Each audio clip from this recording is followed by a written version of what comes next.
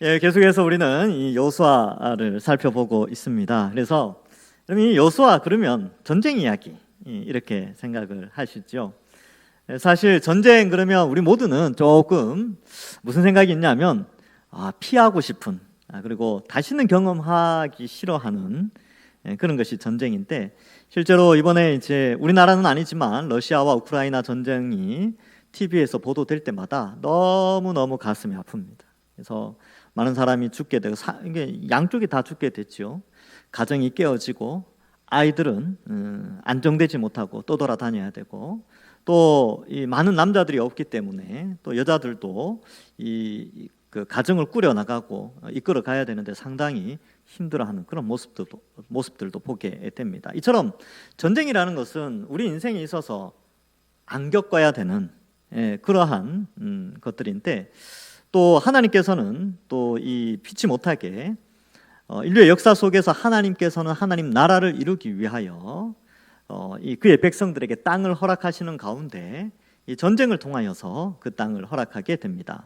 그래서 오늘은 이 전쟁에 대해서 좀 생각을 해보고, 그럼 우리는 뭐 이 전쟁과 무슨 상관이 있느냐? 뭐 우리가 어떤 영역을 차지하는 것도 아니고 우리가 뭐 이렇게 다른 나라를 침투해서 들어가는 것도 아니고, 이 여호수아의 내용은 오늘날 우리와는 크게 상관이 없지 않냐라고 생각하는데 그렇지 않습니다. 우리에게도 전쟁이 있어요.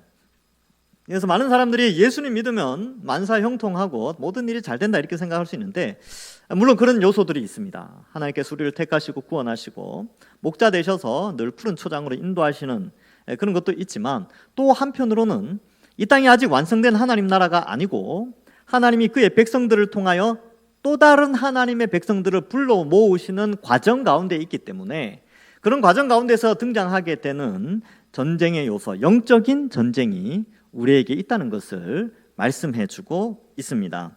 그래서 에베소서 6장 12절, 여호수아 하면 이 본문을 계속해서 살필 거예요. 에베소서 6장 12절 우리 같이 한번 읽어보겠습니다. 시작. 우리의 씨름은 혈과 육을 상대하는 것이 아니요 통치자들과 권세들과 이 어두움의 세상 주관자들과 하늘에 있는 악의 영들을 상대함이라. 아멘. 여기 우리의 씨름 이렇게 되는데, 씨름이 아니라 우리의 전쟁은 이렇게 바꿔도 됩니다. 우리의 전쟁은 혈과 육을 상대하는 것이 아니다. 이게 물리적인 전쟁이 아니라는 것이죠. 그래서 하늘에 있는 통치자들, 권세들, 어두움의 세상 주관자들, 악한 영들을 상대로 한다. 이것을 말해주고 있습니다. 또 고린도후서 10장 4절에서 6절에는 이런 말씀이 나옵니다. 우리의 싸우는 무기는 육신에 속한 것이 아니요 오직 어떤 견고한 진도 무너뜨리는 하나님의 능력이라. 모든 이론을 무너뜨리며 하나님을 아는 것을 대적하여 높아진 것을 다 무너뜨리고 모든 생각을 사로잡아 그리스도에게 복종하게 하니 너희의 복종이 온전하게 될 때에 모든 복종하지 않는 것을 벌하려고 준비하는 중에 있노라. 이렇게 기록하고 있습니다. 그러니까 여기 나오는 전쟁이 뭐냐면, 하나님의 능력으로 이 세상의 모든 이론들, 가치관들, 또 이 세상에 하나님을 대적하고자 하는 모든 문화, 철학, 뭐 이런 것들을 우리가 이제 대적을 하게 되는데, 그 무기는 바로 하나님의 능력이다. 이것을 말씀하고 있습니다. 근데 그 하나님의 능력의 무기가 발현되어지는 과정은 뭐냐 하면, 너희의 복종이 온전하게 될 때예요. 그러니까 하나님의 말씀에 복종할 때에 이 세상의 악한 영들, 또 이 세상의 주관자들, 이 세상을 견고하게 둘러치고 있는 진들도 다 무너지게 되는 것이죠. 믿음의 순종, 하나님을 믿는 믿음의 순종을 통하여서 이 전쟁에서 승리하게 되고 악한 자들이 심판받게 된다는 것을 신약 성경에서 우리에게 가르쳐주고 있습니다. 그래서 오늘날 우리는 이 영적 전쟁 가운데 있는 것이죠. 제가 이제 계속 이걸 알려주는 거예요. 우리는 전쟁 중에 있어요. 그러니까 아무 전쟁하지 않고 예수님 믿고 복 받기만을 원하시는 분들이 있는데, 제가 복 받기를 원합니다. 복을 위해서 기도를 해요. 그러나 또 한 가지는 영적인 전쟁도 같이 치러야 된다는 것입니다. 그럼 우리의 영적인 전쟁의 내용이 뭐냐? 첫 번째는요, 영혼 구원하는 일입니다. 이것은 진짜 영적인 전쟁이죠. 믿지 않는 자들을 믿는 자들로, 하나님의 백성이 아닌 자들을 하나님의 백성으로 불러 모으는 이것은 영적인 전쟁입니다. 지금 여호수아가 가나안 땅에 들어가게 되는데 하나님이 가나안 땅을 차지하게 하지요. 왜요?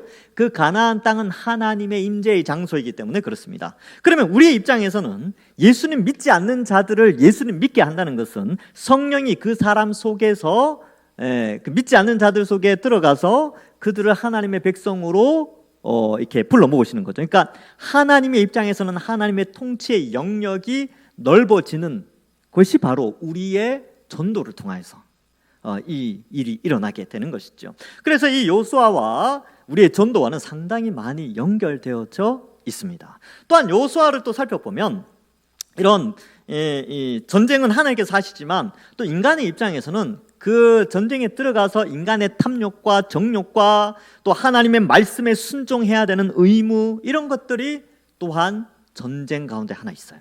그래서 지금 이 여리고성의 외부적인 전쟁은 하나님이 승리로 인도하시죠. 그러나 아간의 내부적인 전쟁, 즉 죄와의 전쟁에서는 실패하게 됩니다. 그 내용이 나중에 나오게 됐죠. 그러니까 이러한 관점에서 봤을 때도 이제 그러면 영적인 전쟁 두 번째로 생각해 볼 것은 우리는 죄와 싸워야 됩니다. 죄와 싸워 나가야 돼요. 그리고 이 죄와 싸움은 내 육신 속에서 본질적으로 가지고 있는 죄를 가지고 태어나는 육신의 정욕과 싸우는 것 하나, 또한 이 시대에서 형성되어지는 악한 영들에 의하여서 만들어진 철학과 가치관과 문화, 타락한 세상의 어떤 그러한 요소들과 싸워 나가는 것이죠. 그래서 외부적인 죄, 그리고 우리 내면 나면서부터 가지고 태어나는 죄성, 이 모든 죄와의 싸움이 우리에게 있는 것입니다. 이 싸움이 있어요.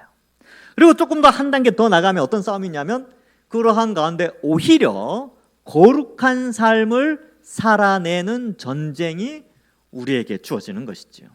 그래서 좀 더 거룩한 삶은 뭐예요? 그러니까 죄를 안 지을 수 있죠. 나 이런 죄 안 짓고 저런 죄 안 짓고 남 사랑 뭐 이렇게 하는데 좀 더 거룩하게 살려면 어떻게 해야 되냐면 말씀을 읽고 기도하고 예배하고 또 예배 드리고 봉사하고 이렇게 착한 일을 또 행하고 하나님의 영광을 돌리는 일들을 행하는 이런 거룩한 삶을 살아가는 것도 전쟁의 한 요소입니다. 그러면 네 가지로 이제 설명해 줄 수 있죠. 영적 전쟁이 뭐냐? 첫 번째, 영혼 구원. 두 번째, 내 속에서 본질적으로 가지고 있는 이 죄의 육체로 말미암아 내 속에 있는 정욕과 탐심과 이런 것들, 그러니까 나면서부터 가지고 나온 그런 죄의 요소들. 그 다음에 이 세상의 환경이 주는 타락한 문화, 이 세상의 풍속이라고 에베소서에는 표현하고 있습니다. 그것. 그 다음에 네 번째가 거룩을 더욱더 추구하는 성령의 인도하심으로 말미암아 거룩을 이루어가는 이 전쟁이 우리에게 남아 있습니다. 그래서 이 네 가지 전쟁을 잘 치르는 것은 우리가 앞으로 맞이할 예수 그리스도의 재림을 통하여서 맞이할 하나님 나라에서 이미 누릴 안식을 이 땅에서 이미 조금 받아 누리는데 그것을 지키는 것이고, 또 그것을 지킴으로 말미암아 앞으로 받아 누릴 영원한 안식을 소망하는 그러한 전쟁의 내용이지요. 근데 이 전쟁은요, 믿음을 전제로 하고 있습니다. 이 신앙을 전제로 하고 있어요. 이게 무슨 말이냐 하면 오늘 본문이 제가 방금 전제로 한 이 표현에 대해서 잘 설명을 해주고 있습니다. 그래서 한번 좀 살펴볼 필요가 있지요. 지금 이제 9절에 보면 여호수아가 이스라엘 자손들에게 이르죠. 지금 이제 요단강을 건너기 전입니다. 시딤 골짜기에서 나와서 이제 요단강 앞에서 며칠 동안 머무르면서 하나님과 여호수아 간에 어떤 그런 하나님께서 여호수아에게 이 전략 전술을 이제 가르쳐 주시고, 또 이제 여호수아는 그것을 백성들 앞에서 대언을 하는 그런 장면이 있습니다. 그래서 이리로 이스라엘 자손에게 이르되 이리 와서 너희의 하나님 여호와의 말씀을 들으라, 이렇게 말씀하죠. 내 말을 들으라 라고 한 게 아니고 여호수아는 하나님의 말씀을 들으라, 이리 와서 하나님의 말씀을 들으라. 그러니까 이 전쟁은 지금 누가 앞장서서 전략 전술을 계획하고 지휘하고 있는가를 명확하게 보여주고 있습니다. 보통 전쟁이 일어나면 위에 있는 상층 구조의 상관들에서 지휘가 떨어지죠. 그래서 이제 그런 거 외워요. 군대 가면 직속 상관 이렇게 막 외우는 게 있어요. 이렇게 마지막에 국방부 장관 이렇게 해가지고 이렇게 위에 대통령 이렇게 돼 있어요. 그걸 다 외워야 돼요. 근데 마찬가지로 지휘 체계에 있어서 최상부에 누가 있느냐 하면 여호수아가 있는 것이 아니고 여호와 하나님께서 이 이스라엘 군을 이끌어 가신다. 그렇기 때문에 여호수아는 여호와의 말씀을 들으라라는 것이지요.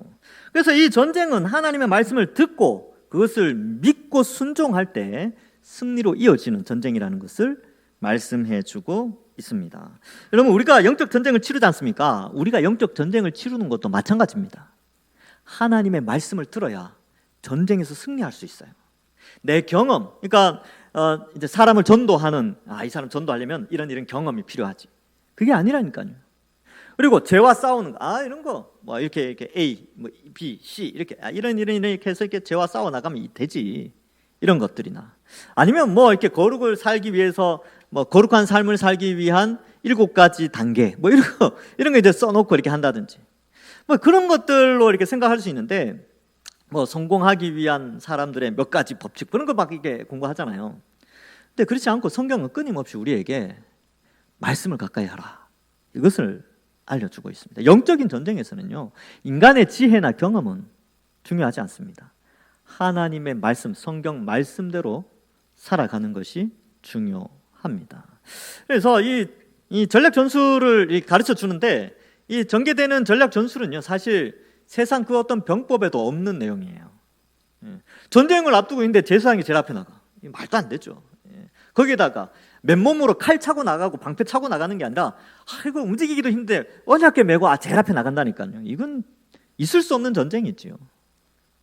그래서 이 전쟁에는 여호와의 말씀을 듣고 그 말씀에 믿어 순종하는 것이 전쟁의 전술이다, 이것을 말해주고 있습니다. 그래서 10절에 또 말하되 살아계신 하나님이 너희 가운데에 계시사 가나안 족속과 헷 족속과 히위 족속과 브리스 족속, 기르가스, 아모리 족속, 여부스 족속을 너희 앞에서 반드시 쫓아내겠다, 이렇게 말씀하시죠.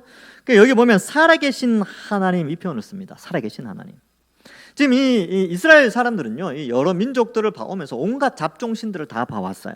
또한 이 가운데에서 애굽에서의 영향력들을 좀 가졌던 세대들도 있을 수 있는데, 그런 것들은 이제 광야에서 다 버렸어야 됐죠. 그리고 가나안 동편 쪽을 지금 점령해 나가면서 가나안 이 동편 쪽에 있는 그 두 지파 반이 그 땅을 차지할 때 각 민족이 가지고 있는 여러 가지 우상들을 보게 됩니다. 근데 그러한 우상들은 다 가짜예요. 그래서 하나님만이 유일한 살아계신 하나님이시다, 이것을 말씀해 주고 있습니다. 그래서 이 가나안의 신들과는 대조를 이루죠. 그들은 다 죽은 신들입니다. 가짜죠. 그래서 피조물을 가지고 신이라고 주장하면서 하나님과 인간 사이를 갈라놓도록 사탄이 또 그의 졸개들, 뭐 이렇게 귀신들이라고 하죠, 장난친 거죠. 하나님과 인간 사이를 갈라놓기 위해서 우상을 만들도록 그렇게 한 것입니다. 그래서 우상은 다 꾸며낸 것이죠. 가짜입니다. 돌멩이일 뿐이고 철일 뿐이고 나무일 뿐이에요. 그러나 하나님은 그렇지 않습니다. 하나님은 위대하신 하나님이시고 살아계신 하나님이시며 온 땅을 창조하고 지금도 살아 역사하셔서 하나님의 백성들을 불러 모으십니다. 우리가 하나님의 살아계심을 알 수 있는 것은 이 성경 말씀을 통해서 하나님이 약속하신 것들이 다 이루어진 것을 또한 말씀을 통해서 볼 수 있기 때문에 그렇습니다. 자, 그래서 이 하나님은 살아계시죠.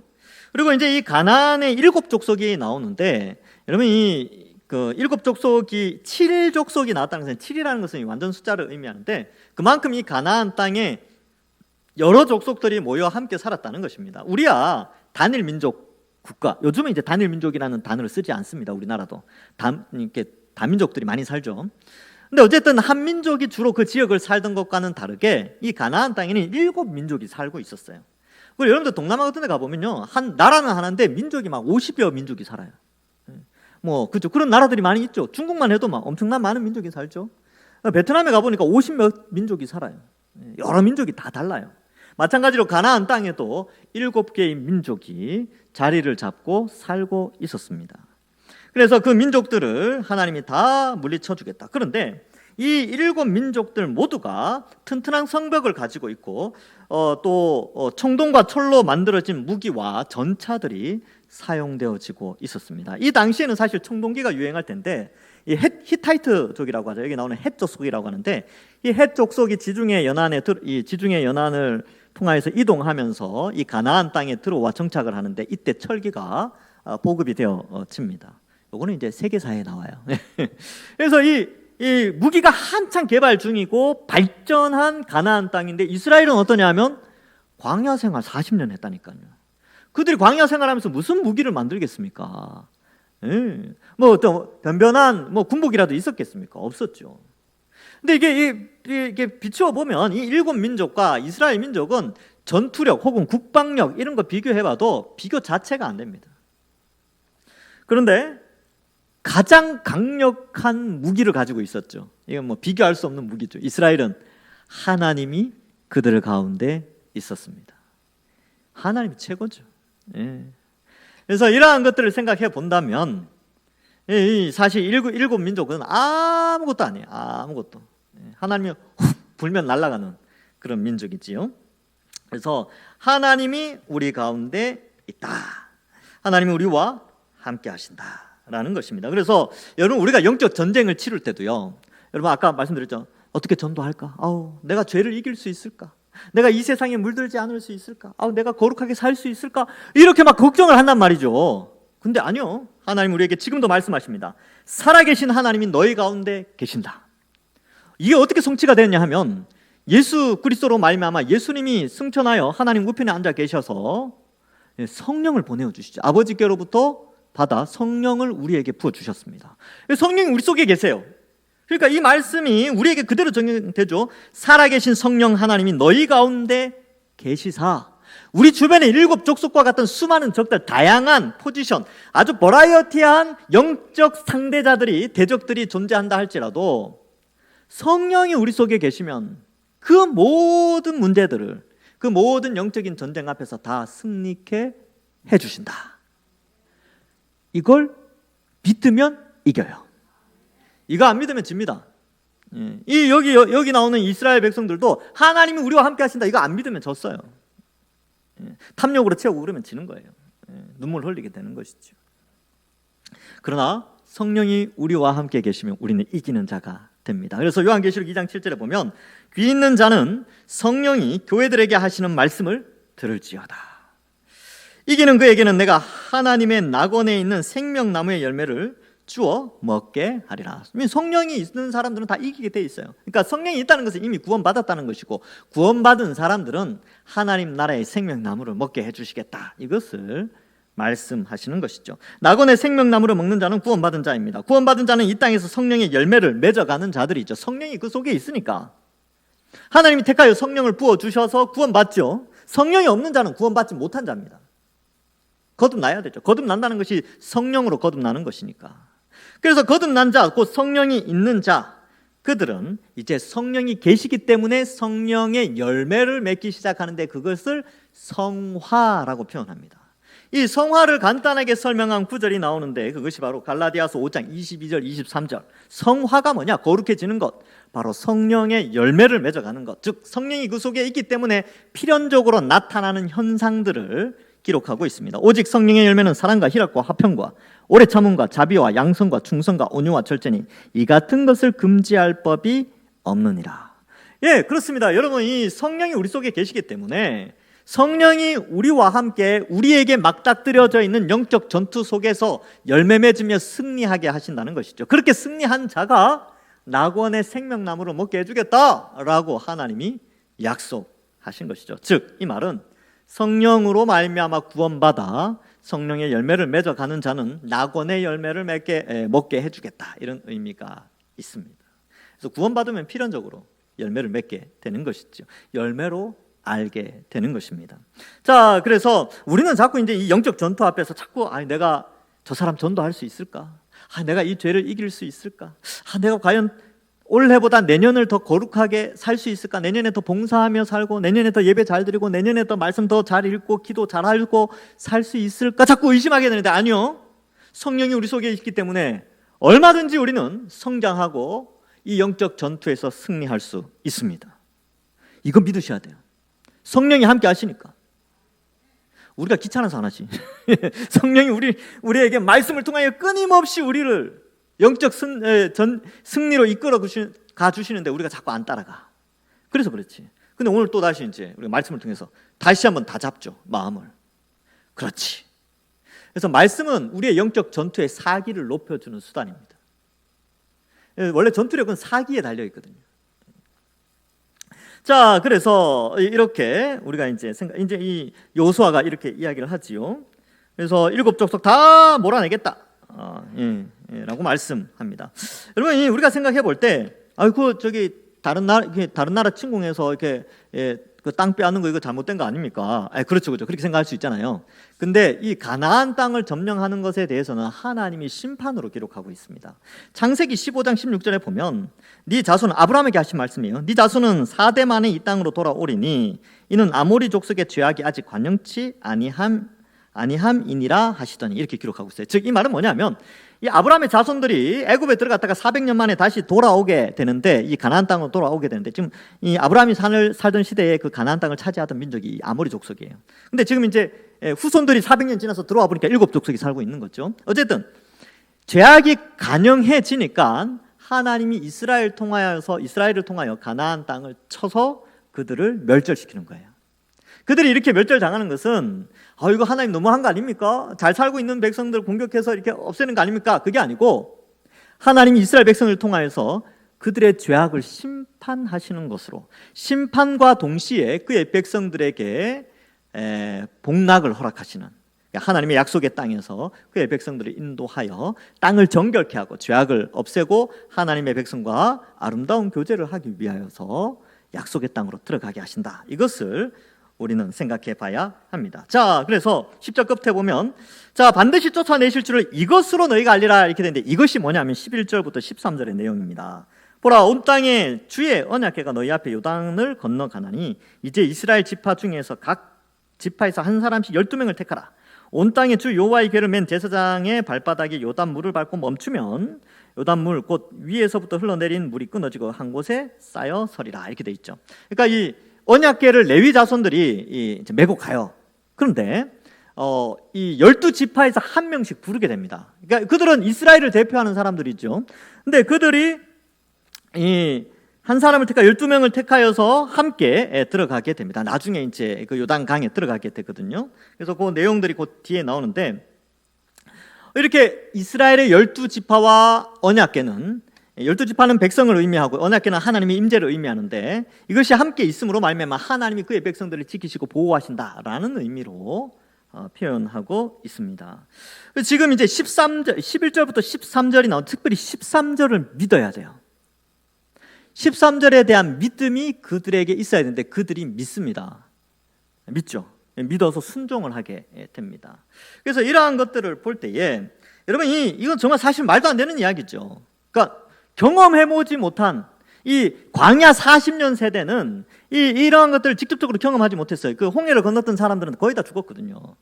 그러니까 이 물이 멈춘다, 이게 참 놀라운 일인데, 요수아가 이 작전을 설명하니까 이 백성들이 그것을 순종해요. 근데 어떻게 이게 가능한가? 정말 말도 안 되는 이 내용을 어떻게 믿을 수 있었던가? 사실 믿음은 하나님이 주신 것이죠. 그들의 삶 속에서 요단 동편을 차지할 때부터 그들의 믿음이 자라나게 되었고, 여리고성에서 돌아온 정탐꾼의 말들을 통하여서 그들의 믿음은 더욱더 강해졌고, 특별히 요수아를 통하여 하나님의 말씀의 메시지가 대언되어질 때에 이스라엘 백성들이 그것을 믿게 되는 것이죠. 근데 그 믿음이라는 것이 인간의 경험으로 의하면 믿을 수 없는 내용, 뭡니까? 물이 멈춘다는 거죠. 지금 요단강이 얼마나 물이 수위가 높은데, 곡식 거둘 때 물이 가득한 상황에서 도저히 건널 수 없고 200만 가까이 되는 사람들이 배를 타지 않고는 건널 수 없는 강이었는데 이 물이 멈춘다니까, 있을 수 없는, 인간의 경험으로는 생각할 수 없는 부분이죠. 그런데 요수아가 이 메시지를 전달했을 때 백성들이 그걸 믿게 됩니다. 백성들이 똑똑해서? 백성들이 원래 믿음이 탁월하니까 그런가요? 그렇지 않아요. 그들에게 하나님이 믿음의 선물을 주셨기 때문에 그렇습니다. 에베소서 2장 8절에 보면, 너희는 그 은혜에 의하여 믿음으로 말미암아 구원을 받았으니 이것은 너희에게서 난 것이 아니요. 그 다음 같이 읽어보겠습니다. 시작. 하나님의 선물이라. 네, 우리가 가지고 있는 믿음은 하나님의 선물입니다. 여러분, 자, 제가 한번 말씀드려 볼게요. 믿음이 없는 상태, 믿음이라는 것이 없는 상태에서 지금 제가 말하는 메시지를 듣을 때 어떻게 반응할까요? 자, 2000년 전에 예수님이라는 분이 계셨는데 그 예수님은 하나님이시야. 근데 그분의 이름은 성자 하나님이시라서 하나님의 아들이라고 불려. 그 하나님의 아들이 신성이 있는데 그 하나님이신데 이 땅에 인간으로 오셨대. 근데 인간으로 오셔서 왜 오셨냐 하면, 그분은 죄를 짓지 않고 완전한 의인으로서 죄인들의 죄의 형벌을 대신 받기 위하여서 이 땅에 오셨고 그 대신 받은 것이 바로 십자가야. 이 십자가에서 우리의 죄의 형벌을 대신하여 죽어주셨다니까. 이렇게 설명을 했을 때 믿음이 없는 사람들이 어떻게 반응하겠어요? 말도 안 되는 소리 하고 있다고. 야, 2000년 전에 죽은 사람이 무슨 나의 죄의 형벌을 대신하냐고. 그렇게 생각할 거 아닙니까? 근데 믿음이 선물로 주어진 사람들은 어떻게 받아들여요? 그럴 수 있겠네. 그래서 예수님이라는 분이 그렇게 오셨구나. 맞아. 그분이 내가 하나님께 범죄했는데 내가 지옥 가야 되는데 지옥의 형벌을 그분이 대신 받아주셨구나. 이게 믿어진다니까요. 믿음의 선물을 받은 사람은 그 내용이 믿어져요. 왜요? 믿음의 선물은 하나님의 택하심과 성령이 오심으로, 하나님이 성령을 부어주셔서 성령이 오심으로 우리의 지성과 감정과 의지를 변화시켜 그 말도 안 되는 것 같은 인간의 경험이나 어떤 지혜로는 절대로 깨달을 수 없는 그 복음을 놀랍게도 믿어지게 하신 것이죠. 그래서 선물인 거예요. 믿음은 그래서 선물입니다. 내가 똑똑해서 믿고 내가 교회 생활을 오래 했기 때문에 믿음이 생긴 것이 아니라 하나님이 택하여 성령을 부어주셔서 복음을 믿게 하셨기 때문에 믿음이 생긴 겁니다. 여기 나오는 이스라엘 백성들도 마찬가지로 말도 안 되는 이 전술 전략을 믿어요. 믿는다니까요. 이 놀라운 일이죠. 근데 그 믿음이 하나님이 주신 믿음입니다. 자, 그래서 이제 이 중요하죠. 그래서 그러니까 이 구절의 내용이 중요합니다. 이리 와서 너희의 하나님 여호와의 말씀을 들으라. 말씀을 들어야 믿음도 생기고, 말씀이 내려지는 그곳에 믿음이 생기는, 말씀을 들을 때에 믿음이 생기고 또 믿음을 강하게 하시는 것입니다. 그래서 믿음은 들음에서 나며 들음은 그리스도의 말씀으로 말미암느니라 이렇게 말씀하죠. 그러니까 믿음이 강해지고 싶습니까? 말씀을 많이 듣고 말씀을 많이 읽으셔야 됩니다. 그러면 믿음이 강해져요. 그게 하나님이 그의 백성들에게 믿음을 주시는 방식입니다. 어떤 사람은 믿음을 많이 하기 위해서 막 기도를 한 10시간 하면 믿음이 자란다. 아니요. 성경은 기도 많이 하면 믿음 자란다고 하지 않습니다. 믿음이 있는 자가 하는 삶의 요소 중에 기도가 있지, 기도 자체가 믿음을 키워주는 것은 아니에요. 믿음은 성경 말씀으로 자라게 돼 있어요. 이거는 진리의 내용이죠. 그래서 믿음이 자라니까 기도하는 거예요. 그리고 이 말씀을 가까이 해야 믿음이라는 게 생깁니다. 말씀을 가까이 하지 않는데 어떻게 믿음이 생길까요? 믿음은 들음에서 나는데. 그래서 여러분들 가운데 믿음이 자라고 싶습니까? 더 큰 믿음을 원하십니까? 그러면 말씀을 가까이 하고, 말씀이 떨어지는 곳에 우리가 있어야 돼요. 그래서 양육과정도 하고, 또 이제 금요기도에 잘 오셨습니다. 금요기도에 드리고, 수요 밤 예배 드리고, 주일 1부, 2부 예배 당연히 드려야 되고, 오후 예배까지 드리고, 오후 예배 또 당연히 드려야죠. 그리고 또 가능하다면 새벽 예배 나오실 수 있는 분들 새벽 예배도 드리고, 하여튼 말씀이 떨어지는 자리에 있어야 믿음이 자라는 것입니다. 이 사람들은 늘 하나님과 동행하고 하나님 말씀을 가까이 했기 때문에 믿음이 주어진 것이죠. 자, 그래서 14절에 백성이 요단을 건너려고 자기들의 장막을 떠날 때에 제사장들은 언약궤를 메고 백성 앞에서 나아가니라. 그래서 이제 900m 정도 떨어져서 가게 됐지요. 요단이 이제 15절에 보면 요단이 곡식을 거두는 시기에 항상 언덕에 넘치더라. 이게 물이 쭉 빠질 때도 있어요. 건기 때는 비가 안 오기 때문에 물이 얕아서 한 무릎, 허리 요 정도까지밖에 안 올 때도 있습니다. 그러나 우기 때에 비가 많이 오거나 그러면 사람이 절대 건널 수가 없어요. 그렇기 때문에 나루터라는 게 있었습니다. 요단에 이르며 궤를 맨 제사장들이 발에 물이 잠기자 어떤 일이 벌어지냐면 16절에 곧 위에서부터 흘러내리던 물이 그쳐서 사르단에 가까운 매우 멀리 있는 아담 성읍 변두리에 일어나 한 곳에 쌓이고 아라바의 바다 염해로 향하여 흘러가는 물은 온전히 끊어지며 백성이 여리고 앞으로 바로 건너게 됩니다. 여러분, 이게 아주 놀라운 일이죠.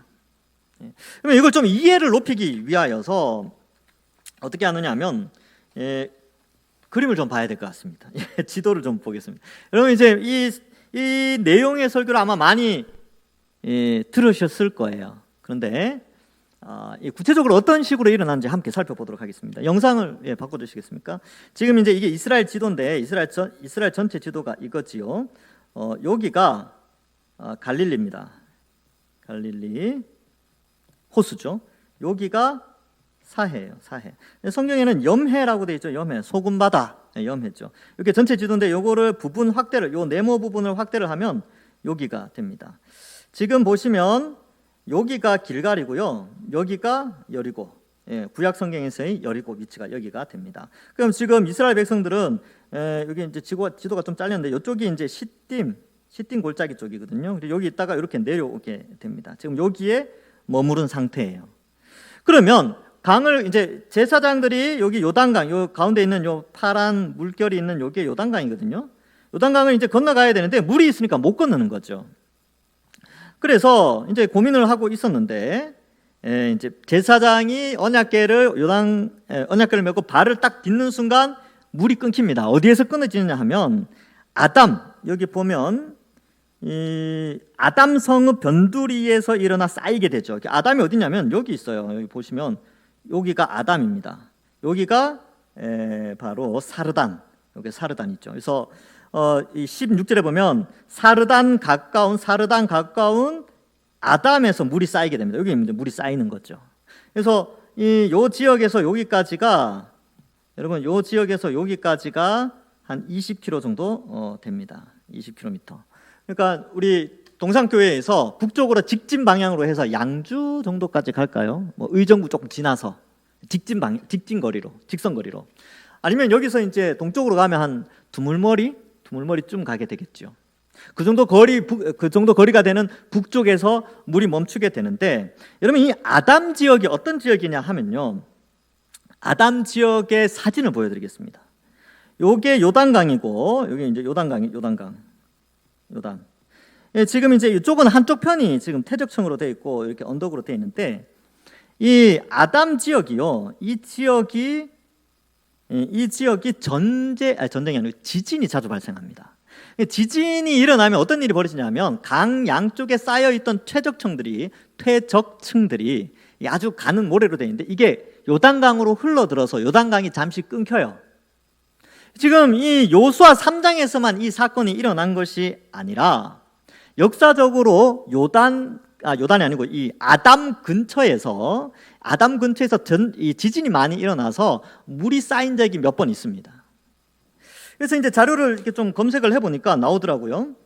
1927년 요단 계곡 여리고 북쪽 15km 지점. 제가 아담이 여리고에서 한 20km 정도 떨어져 있다 그랬죠. 그러니까 그 인근에서 지진이 발생을 했는데 강 주변의 진흙들이 강을 덮치면서 강 물줄기가 몇 시간 동안 멈추었다, 이렇게 기록되어 있어요. 그러니까 실제로 이 아담 지역은 지진이 일어나는 것이죠. 그래서 퇴적층들이 쏟아지게 되고, 또 기록해 보니까 1906년, 1834년, 1546년에도 지진이 일어났을 때 이 요단강 물이 남쪽 부분에 끊겨지는 일들이 있었습니다. 그럼 이것을 통해서 우리가 알 수 있는 것은, 이것은 단순히 어떤 그런 것이 아니라 하나님께서 그때에 이스라엘 백성들이 요단을 건너서 가나안 땅으로 들어갈 때 이런 자연 현상을 일으켜서 물을 멈추게 한 겁니다. 그래서 물이 최대 한 10시간까지 멈춘 적도 있다고 역사에 기록해 있습니다. 그러니까 200만 되는 사람들이 충분히 건너갈 수 있는 것이죠. 꽤 긴 시간이지만. 그래서 물을 멈추고, 근데 이게 퇴직층이 쌓여 있지만 물은 계속 쌓이잖아요. 그러다가 어때요? 시간이 지나면 물이 흘러 넘치면서 그 수압에 의해서 다시 퇴직층이 열리게 되고 물이 다시 흐르게 되는 그런 상황이 벌어지게 됩니다. 그래서 나중에 또 보면 딱 건너니까 물이 다시 흘러요. 시간이 딱 지나니까. 하나님께서 놀랍게 자연 현상을 이용해서 그의 백성들을 인도하는 장면이 요수아 3장에서 등장하게 됩니다. 자, 그래서 17절에 보면 여호와의 언약궤를 맨 제사장들은 요단 가운데 마른 땅에 굳게 섰고 그 모든 백성이 요단을 건너기를 마칠 때 모든 이스라엘은 그 마른 땅으로 건너갔더라. 마치 홍해를 마른 땅으로 건너갔듯이 하나님은 요단강을 그들의 백성들에게 마른 땅으로 건너가도록 하셨죠. 그리고 언약궤는 요단의 중심에 딱 서 있어요. 왜요? 원래 언약궤가 있고 900m 뒤에 이스라엘 백성이 있잖아요. 그러면 언약궤가 멈추어 섰을 때 요단강이 이제 끊어졌고 백성들이 건너간단 말이죠. 건너가면서 뭘 보느냐 하면 모든 백성이 다 언약궤를 보면서 마른 요단강을 건너가게 됩니다. 그리고 뭘 깨달아요? 하나님이 우리와 함께 하신다. 그래서 우리는 이 땅을 차지할 수 있다. 이 전쟁은 하나님의 전쟁이다. 이런 개념을 가지고 들어갔죠. 여러분, 오늘날 우리는 어떻습니까? 하나님이 어떻게 우리와 함께 하십니까? 네, 하나님은 오늘날에는 놀랍게도 성령 하나님이 직접 우리 심령 가운데 계셔서 말씀을 통하여서 하나님이 우리와 함께 하신다는 것을 깨닫게 하십니다. 이 3,400년 전에, 3,400~500년 전에는 이 이스라엘 백성들이 언약궤를 통하여 하나님이 함께 하신다는 것을 깨달았지만, 오늘날 우리는 성령께서 우리 속에 직접 계셔서 말씀을 통하여 직접 우리와 함께 하신다는 것을 깨닫게 하시고, 말씀을 읽고 믿음이 생겨서 하나님이 여전히 우리와 함께 하신다는 것을 우리에게 알려주고 있습니다. 우리는 더 복된 시대에 살고 있어요. 바로 성령이 우리 속에 직접 계시니까. 그래서 우리는 이 영적 전투에서 이 시대의, 이 요수아 시대 때의 사람들보다 훨씬 큰 은혜로 이 영적 전투에서 승리할 수 있도록 은혜를 베풀어 주셨습니다. 그래서 이 이스라엘 백성들이 이제 건너가게 됐지요. 그리고 이제 그 4장 이하에 나오면 또 재밌는 내용들이 또 나오게 되는데, 이건 이제 다음 주에 말씀을 드리도록 하겠습니다. 말씀을 맺습니다. 여러분, 우리는 이미 누릴 안식을, 그러니까 예수님의 재림으로 말미암아 새하늘과 새 땅이 완성되어지는 하나님 나라의 영원한 안식을 미리 이 땅에서 조금 맛보면서 살아갑니다. 근데 이것을, 우리는 안식을 얻기 위해서 싸우는 자들이 아니라 이 안식을 지키고 이 안식 가운데 감사하기 위하여 영적 전투를 치르게 되죠. 그 영적 전투의 내용은 영혼을 구원하고 세상에 물들지 않고 죄악과 싸우며 거룩을 행해 가는 이 싸움이 우리에게 있으며, 이 싸움은 이미 하나님이 우리에게 승리로 주셨고, 그 증거로 성령이 우리 속에 계셔서 말씀을 통하여서 믿음을 강하게 하여 우리의 믿음이 승리토록 인도하여 주십니다. 하나님의 은혜죠. 아무쪼록 우리는 성령의 인도하심을 따라 말씀, 하나님의 말씀에 순종하여서 정말 초월적으로 역사하시는 하나님의 말씀에 순종하여, 세상 사람들은 다 야, 그렇게 해서 살겠냐, 그렇게 해서 어떻게 사냐, 이게 말도 안 된다, 상식적으로 생각해봐라, 이런 말들을 한다 할지라도 우리는 상식을 초월하여서 여기 나오는 이 내용들처럼 정말 상식적으로는 이해할 수 없는 것이지만 상식을 초월한 방식으로 하나님이 우리의 인생을 책임져 주신다는 믿음을 가지고 살아가야 합니다. 그래서 머리 계산하고 머리 굴리고 이러면 이렇게 되고, 머리 계산해서 하나님께 충성 봉사하고 이렇게 하는 게 아니라 그냥 하나님이 지켜주신다. 아무리 계산해도 내 앞길이 열릴 것 같지는 않지만, 그러나 성령이 우리와 함께 하셔서 우리의 인생을 책임져 주신다는 믿음 가지고 한번 영적 전투에서 한번 발을 내디뎌 보는 것입니다. 제사장들이 발을 내디디지 않았다면 기적은 일어나지 않았습니다. 우리도 하나님의 인도하심을 믿고 이 초월적인 신앙을 나타내지 않으면 하나님이 함께 하시는 놀라운 기적의 역사를 맛볼 수가 없는 것이죠. 아무쪼록 여기 계신 분들, 이 세상이 막 타락해 있고 이 세상은 이렇게 가고, 세상에서 살려면 목사님 그런 성경적인 그런 마인드로는 이 세상을 살아갈 수 없어요 라고 수많은 사람들이 이야기한다 할지라도, 여기 앉아 계시는 여러분들은 세상은 이렇게 이야기하고 저렇게 이야기하고 저렇게 이야기한다 하더라도 우리는 성경대로, 성경이 우리에게 요구하시는 말씀대로, 세상 사람들이 바보 같다라는 말을 한다 할지라도 우리는 믿음으로 우리의 발을 요단강에 내디뎌 하나님의 기적을 맛보는, 그리하여 영적 전투에서 다 승리하면서 하나님께 영광 돌리시는 우리 모든 주의 백성들 되기를 주님의 이름으로 간절히 축원합니다. 기도하겠습니다. 하나님 감사합니다. 세상의 상식을 초월하고 인간의 지혜를 초월하여 역사하시는 하나님의 그 놀라운 승리를 오늘 말씀을 통해서 보게 하시니 감사합니다. 하나님, 우리도 영적 전투 앞에서 이것저것 재는 것이 아니라, 세상 사람들은 어리석다라고 말하고 바보 같다라고 볼지 모르지만 하나님의 말씀에 순종하여, 말씀에 의지하여 믿음으로 그 그물을 내리고 믿음의 말씀에 순종하는 삶을 통하여서 영적인 전투에서 승리하는 우리 모든 주의 백성들 되게 하여 주옵소서. 계산하는 것보다 하나님을 바라보게 하시고 세상의 눈치를 보는 것이 아니라 하나님의 시선을 바라보며 살아가는 저희들 다 되어 우리에게 주어진 영적 전투에서 우리 모든 성도들 다 승리하며 살 수 있도록 축복하여 주시옵소서. 감사드리옵고 예수님의 이름으로 기도하옵나이다. 아멘.